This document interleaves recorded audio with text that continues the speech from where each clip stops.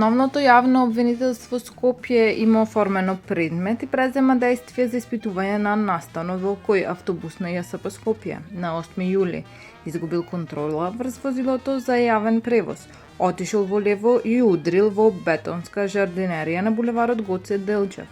Од основното јавно обвинителство велат дека причините за ваквото нешто се наводите изнесени од страна на учесниците во настанот со кој се укажува на незаконитости во работата на јавното сообраќајно претпријатие Скопје. Со цистерни општина Кисела вода започна со активности за чистење на натоложените прашини на сообраќајниците, кои се извор на емисии во амбиентниот воздух. Чистите улици, како што велат, значат подобра хигиена и помал ризик од ширење на болести. Ова, како што оценуваат, е особено важно во урбаните средини, каде што секојдневно се движат голем број луѓе.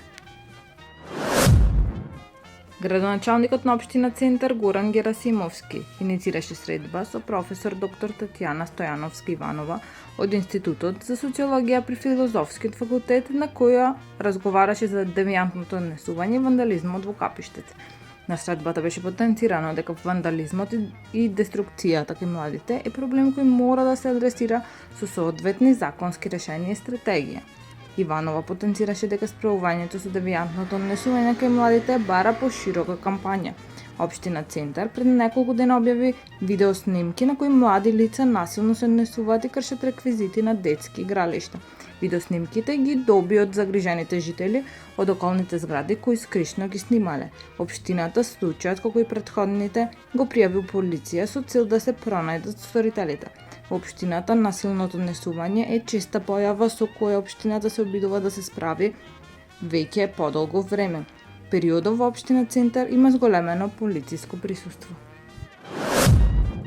Дел од градинката Сончоглед, која беше дадена на користење на Центар за социјална работа, се враќа во владење на општина Кисела вода. Малиот број на деца кои го посетуваат Центарот за деца од улица ќе бидат префрлени на друго место. Објектот по реконструкцијата што следи ќе биде градинка која што ќе може да прими 60 нови деца.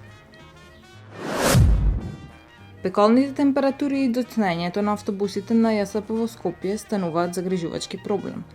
Скопјани сведочат дека деновиве се случиле неколку колапси со оглед дека автобусите доцнат со часови. Новинарката Сонја Христовска Угриновска објави фотографии како на патник му се слошило па интервенирала брзата помош. Неофицијално немилиот настан се случил во ГГ Скопско Ѓорче.